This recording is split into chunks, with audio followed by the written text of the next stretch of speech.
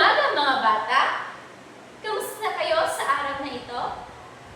Nagagalak akong marinig na kayo ay mabuti. So bago tayo magsimula, inaanyayahan ko ang lahat tumayo upang simulan ng ating araw na isang panalangin.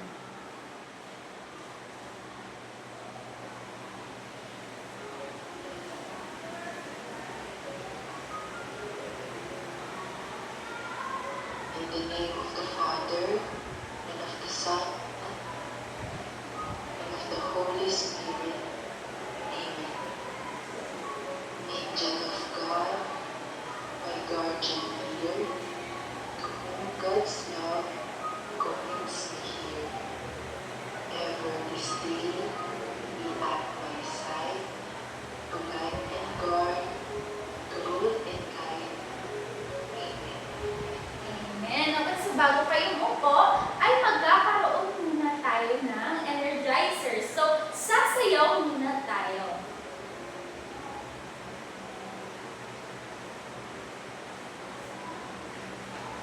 So, ang gagawin niyo lamang po ay susundin kung ano ang ginagawa ni Ma'am dito sa harapan.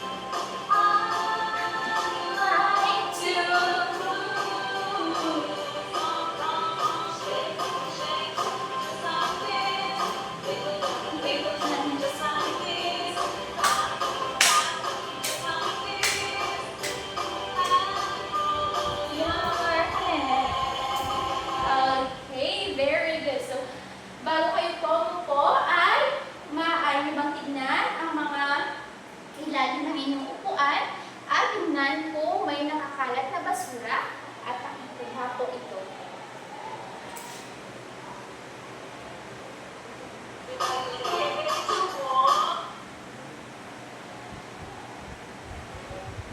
Okay, tapos na bang lahat? Okay, so sit properly everyone. At yung kamay po ilagay sa desk. So ngayon ay magtatala po tayo ng liban sa klase. So ilan po ba ang mga babae ngayong araw? Simulan po magbilang. Simula dito.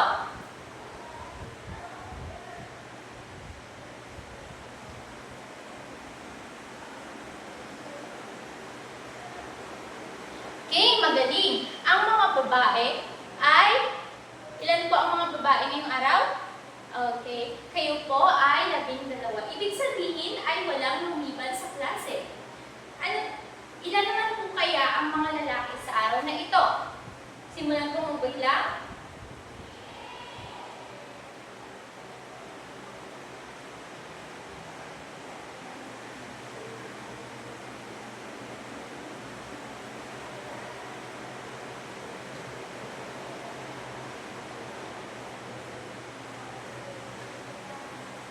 Ilan po ang mga lalaki? Okay, napakahusay. Kayo po ay 22. Ibig sabihin ay walang lumiban sa ating klase ngayong araw. At kung pagsasamahin po natin ang babae at lalaki, 21 at 12. Ilan po kayong lahat? Okay, magaling, 33. Ngayon po, ngayong araw ay walang lumiban sa ating klase. Palakpakan po natin ang ating mga sarili. Okay, so bago tayo tutungo sa ating aralin, panibagong aralin sa araw na ito, ano po ba ang mga alituntunin na dapat nating sundin kapag magsisimula na ang klase. Magbigay ng isa, Ella. Okay, magaling. Ano naman po, Georgine? Magbigay din po ng isa. Okay, napakahusay. So ngayon po ay bago tayo tumungo sa ating aralin, ay magbabalik-aral tayo. So, ano po ang pinag-aralan natin sa GNRC noong nakaraang araw? May nakaalala pa po ba? Dana?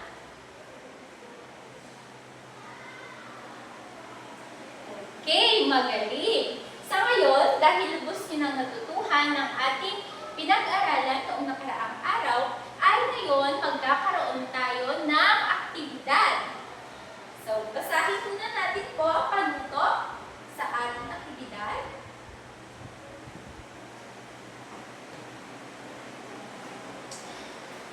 Row 1, pakibasa ng ating panuto.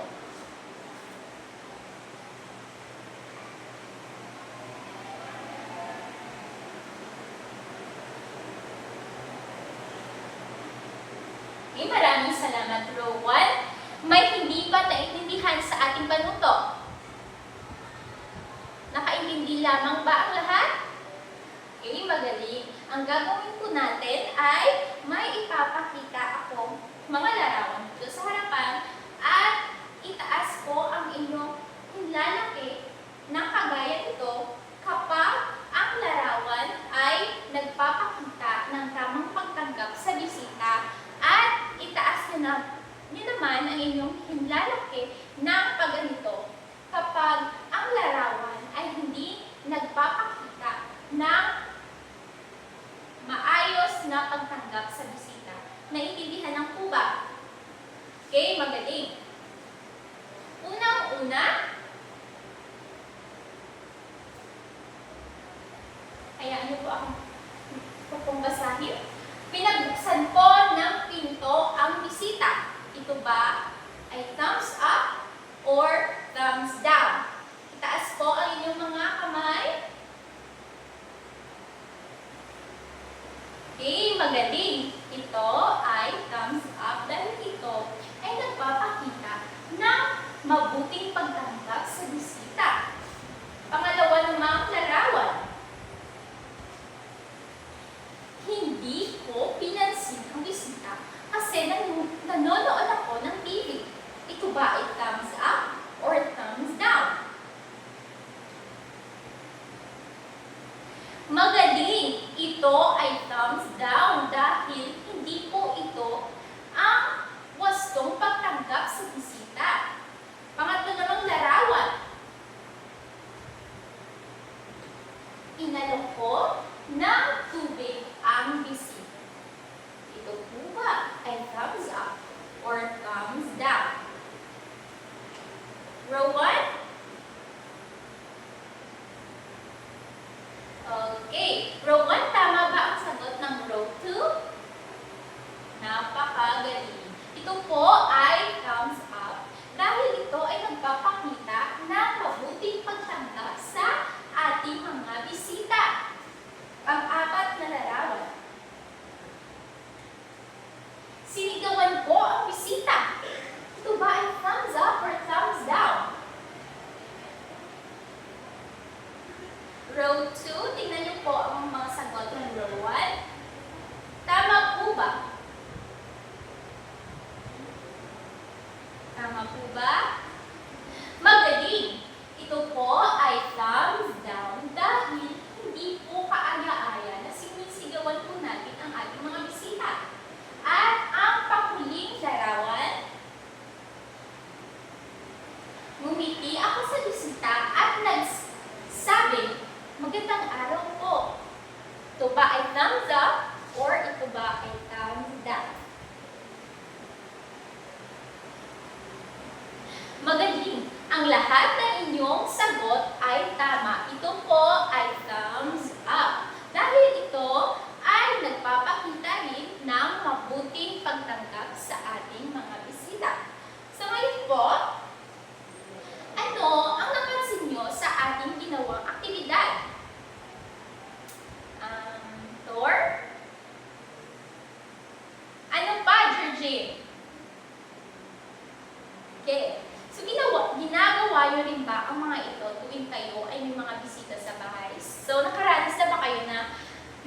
dumating na bisita sa inyong bahay? Of course, naranasan niyo na po. Pero ginagawa niyo rin ba ang mga ito kapag kayo ay may mga bisita? Ay, naya po hindi. Dapat ya hindi. Ito naya pag-isigawan ng bisita ya. Okay. So ngayon, ay magbabasa ako ng kwento. So, kapag nagbabasa ako ng kwento dito sa harapan, ano po ang dapat natin gawin? Ano, Joy? Okay, napakahusay. So, ano pa po ang dapat nyo gawin kapag ang guro ay nagbabasa ng kwento dito sa harapan? Dana? Okay, mahusay. Ano pa po? Ella? Magaling. Okay, so ngayon ay magbabasa tayo ng kwento at makinig po kayo ng mabuti. Kumuha po kayo, maaari kayong kumuha ng inyong notebook at lapis upang mag-take note sa mga importanteng detalye sa aking binasang kwento. Naintindihan ba? Kumuha na po muna kayo ng lapis at notebook.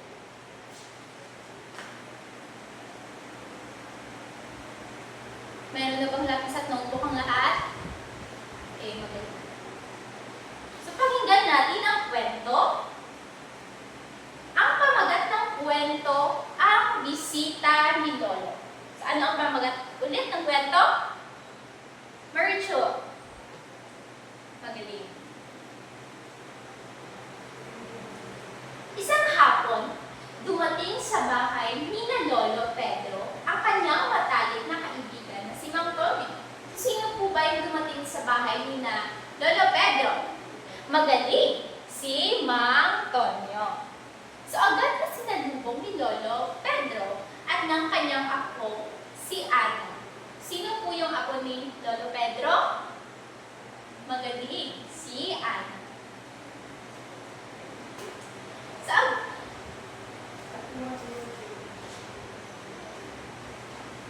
ngumiti si Ana at nagsabing, "Magandang hapon po, Mang Tonyo. Tuloy po kayo." Okay. So, ano po yung sinabi ni Ana? Door. Okay. Sunod, inalok ni Ana ng tubig at tinulungan si Lolo na maghanda ng merienda. Masayang nagkwentuhan ang tatlo.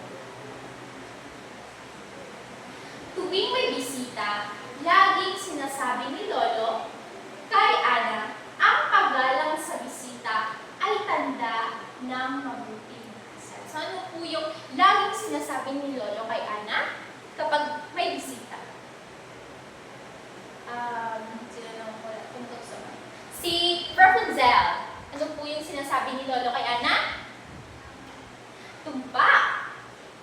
Ang paggalang sa bisita ay tanda ng isang mabuting asal. So ngayon po, meron po ako mga katanungan at kung kayo po ay nakikinig sa akin, ay makakasagot kayo sa aking mga tanong. So, sino ang dumating sa bahay ni na Lolo Pedro? Sino po yung dumating sa bahay ni na Lolo Pedro? Dito sa likod, doon kayo wala. Di ka pa Mary May. Sino ang dumating sa bahay ni na Lolo Pedro? Magaling, si Ma Tonyo. So, ano ang ginawa ni Ana nang dumating ang bisita, Ana Joy? Po, na sinabihan niya po ng magandang hapon at tumuloy sa kanilang bahay. So, ano ang tinuro ni Lolo Pedro kay Ana tungkol sa pagtanggap ng bisita, Dana? Wala, hindi pa mati si Dana. Sino makapulig kay Dana sa pag-answer? Okay, Georgine. Magaling. So, batay sa kwentong ating binasa, ano kaya ang mga paraan ng mabuting pagtanggap sa mga bisita? Meron po ba kayong idea?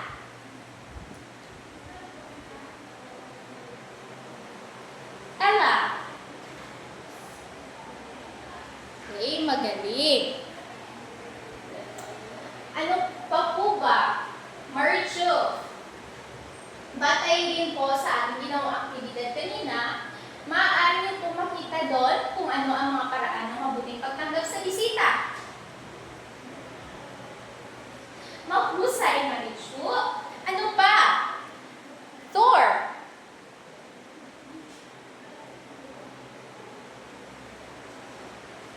Ito wala. Hindi ka pamatay si Thor sa akin. Hindi na. Pag-iiyak. Pamatay ka rin. Okay. Very good. And last, ano pa po ba? May idea pa po ba kayo sa mga paraan ng mabuting pagtanggap sa bisita? Hana. Mahusay, Hana. Sa ngayong umaga ay pag-aaralan natin ang mga paraan ng mabuting pagtanggap sa bisita. At tingnan natin po kung tama ang inyong mga kasagutan.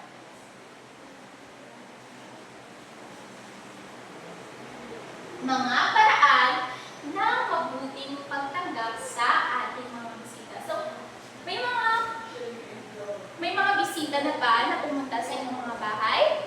So, ano po yung ginagawa nyo? Ano po yung ginagawa mo, Ella, kapag may bisita sa inyong bahay?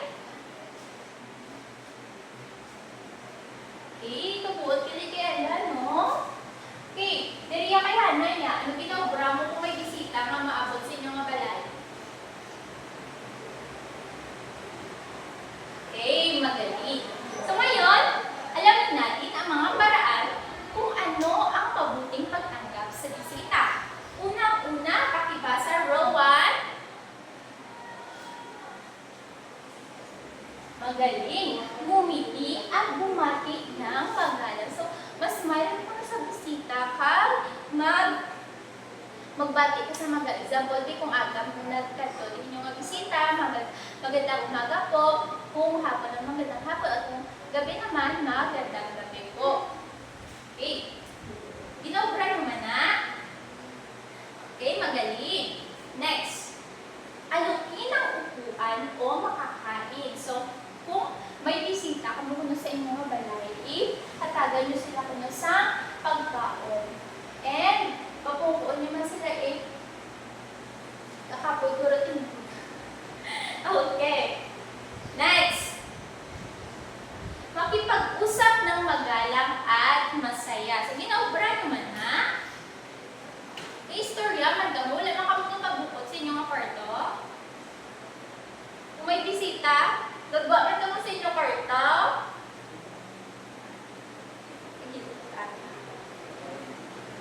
Okay, magaling mga bata. Sunod na paraan po, ipakita ang kasiyahan sa pagdating ng bisita. So, sadyaman ka mo kung mag-abot ang bisita sa inyong mga balay. Okay, kung gusto mo ang inyong bisita. Okay. Kabuod din sa inyo, no? Last, tumulong sa paghahanda kung kinakailangan. So, mahuli ka mo kung sa inyong mga mama o papa sa paghanda sa mga pagkaon nga pwede mahatag sa ating na bisita. Especially, kung may mga festival sa inyo, tapos nagbisita sa inyo ang inyong mga kamag-anak, mga halin pa sa abroad, or halin pa sa bukid. Yeah. Okay, so naintindihan niyo lang ba ang ating aralin? Naintindihan niyo na ang mga paraan sa mga mabuting pagtanggap sa bisita? Ano pa po ba yung mga paraan na hindi ko po nabanggit dito? May alam pa po ba kayo? Hana. Isa ng Hana. Oh, maaari rin. Okay, so, Rapunzel.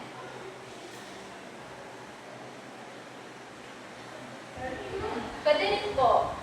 Okay, meron pa ba kayong mga paraan na hindi ko po nabanggit dito? Okay, wala na. Sa ngayon, ano-ano ang mga paraan ng mabuting pagtanggap sa bisita? Marichu.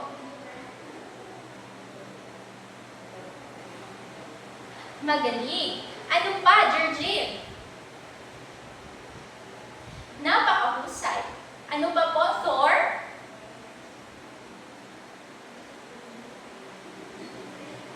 Magaling. May idadagdag ka pa ba, Mary May? Kaya daw duwagi ka muna there from Zen. Wala ka pa matay. Historiana lang. Punta sa likod. Okay, magaling. So, paano mo maipapakita bilang bata o bilang mag-aaral, paano mo maipapakita ang kabutihan at paggalang sa mga panahon ng bisita? Paano mo ipakita nga ang mabuting pagtanggap sa bisita?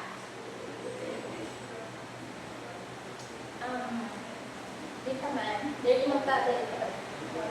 Si Mark.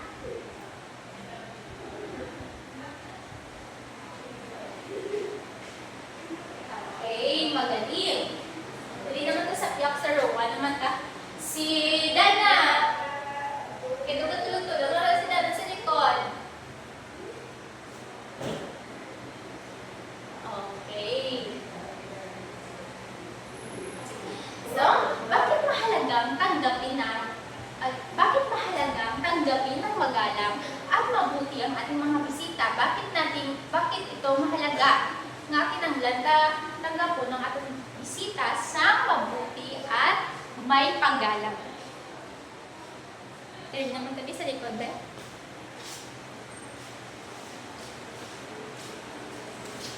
Okay, Ella.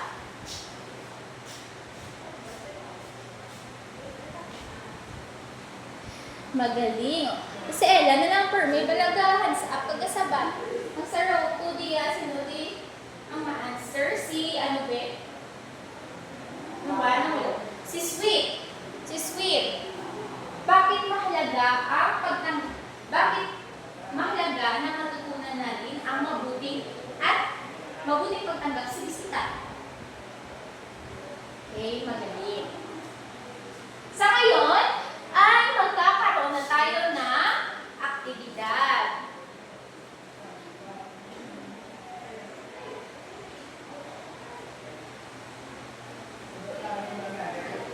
Isa lahat pakibasa na panuto.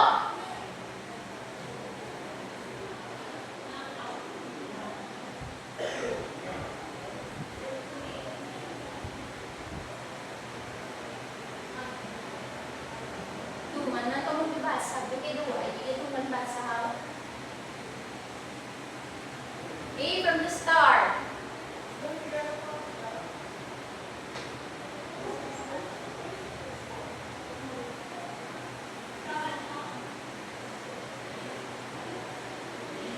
Okay, maraming salamat. Meron pa ba kayong tanong sa ating panuto?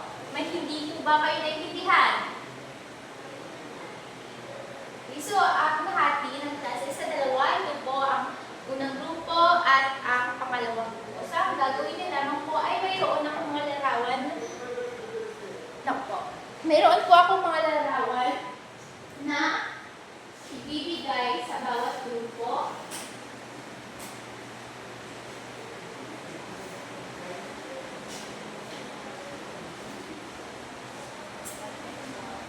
At ang gagawin niyo lamang ay ilalagay sa wastong hanay ang mga larawan.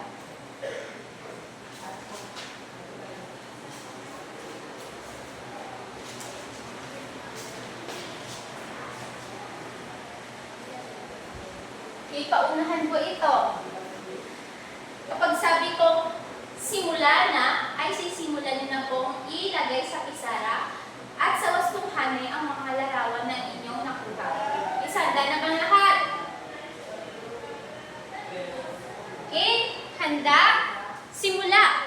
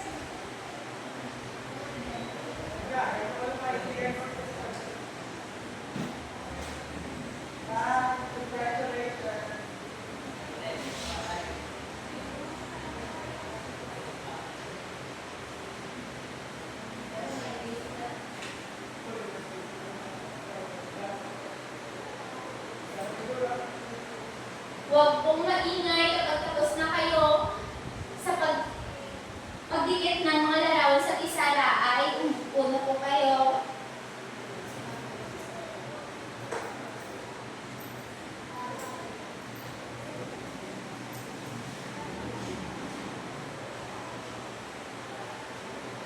Kaya ang dating ludanay sa gubangan.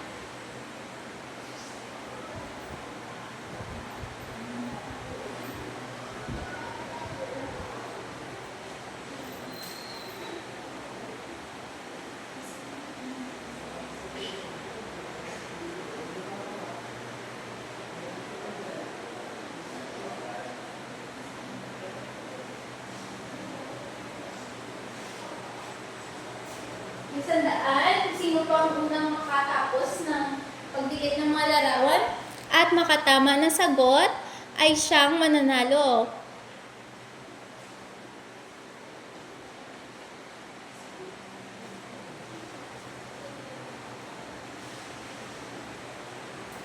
Magaling!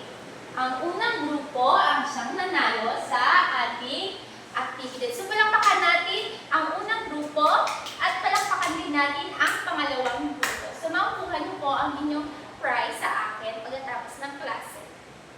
Sa ngayon, ay bumalik na kayo sa inyong mga upuan. Okay, so, arrange your chairs. Umupo ng maayos at ilagay ang inyong mga kamay sa desk. Sa ngayon, ay kumuha kayo ng papel at lapis dahil may sasagutan tayo.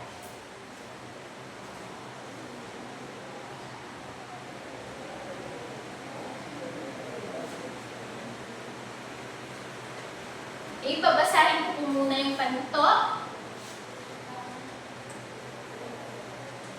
Tukuyin kung ang mga larawan ay nagpapakita ng pagtanggap ng mabuti sa bisita, iguhit ang bituin kung ito ay nagpapakita ng wastong paraan ng pagtanggap sa bisita at bilog naman kung hindi.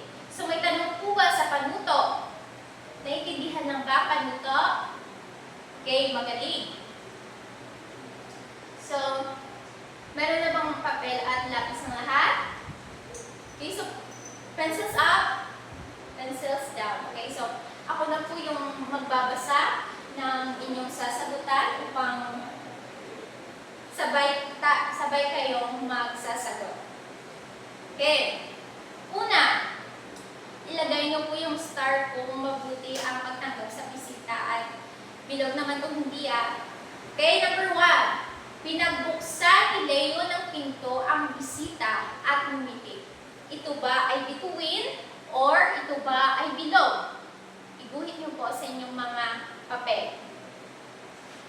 Pinagbuksan ni Leo ng pinto ang bisita at ngumiti. Okay. Next. Naglaro lamang si Ben at hindi pinansin ang dumating na panauhin. Ito po ba ay bituin o bilog? Itaas po ang inyong mga lapis kapag tapos na po kayo upang malaman po kung sino pa ang nagsasagot. Itapos ng lahat. Pangatlo, inalok ni Mama ng pagkain at juice ang bisita. Ito ba ay bituin o ito ay bilog? Okay, magaling. Sunod, umalis si Liza nang hindi nagpapaalam sa bisita. Ito ba ay bituin? Ito ba ay bilog? Nano, ang galantaw pada sa papel sa iba na lagi na pamati sa panghaw.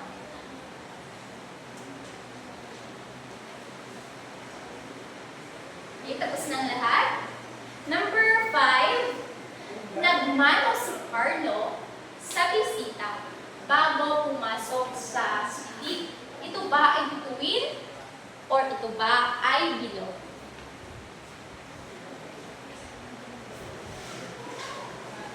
Okay, papers up. Let us check your work. Exchange your papers with your seatmate. Number 1.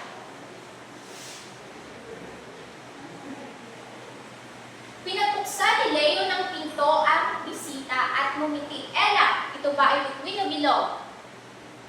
Magaling. Ito ay bituin dahil ito ay nagpapakita ng mabuting pagtanggap sa bisita. Dalawa, naglaro lamang si Ben at hindi pinansin ang dumating na bisita. Georgie, ito ba ay bituin o bilog? Magaling. Bakit naging bilog ang iyong sagot? Tama, dahil ito ay hindi mabuting pagtanggap sa bisita. Sunod, inalok ni Mama ng pagkain ng juice at juice ang bisita. Dana, ito ba ay bituin o ito ba ay bilog? Magaling. Bakit naging bituin ito? Tama. Tama po, dahil nagpapakita ito ng mabuting pagtanggap sa bisita. Pang-apat, umalis si Liza nang hindi nagpapaalam sa bisita. Ito ba ay bituin o ito ay bilog? Tama. Ito ay bilog. So, kapag bilog po ang sagot ng inyong kaklase dyan, ay i-check nyo po. Pang-lima, ngumiti si Carlo sa bisita bago pumasok sa silid. Marichu, magaling. So, bakit naging bituin ang iyong sagot? O, tama. Dahil ito ay nagpapakita ng mabuting pagtanggap sa bisita. So, sino po nakakuha ng 5 puntos? Pakitaas ng kamay. 4, 3, 2, at 1. Okay, pakipasa po na inyong papel simula sa likod papunta dito sa harapan. Pagbilang ko ng 10 ay dito na po lahat ng inyong papel sa harapan. 1, 2, 3, 4, 5, 6, 7, 8, 9, 10, at 10. So, pakikuha po ng inyong assignment notebook at kopyahin po ang inyong assignment para bukas. Okay, so, Georgine, pakibasa ng panutot ng ating assignment.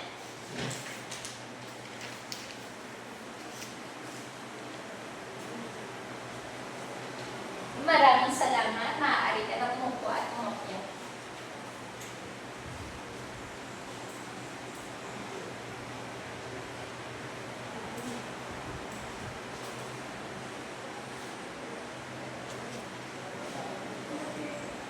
Two minutes lang po yan. Dapat tapos na.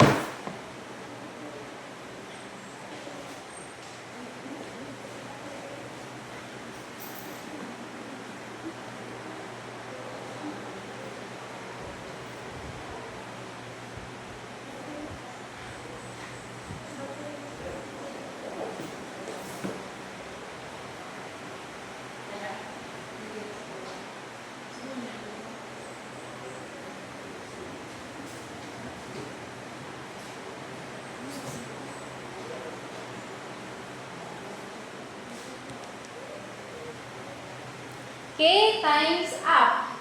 Ilagay nyo na po ang inyong mga notebook sa inyong mga bag at pakiayos po ng inyong upuan at tingnan na rin po kapag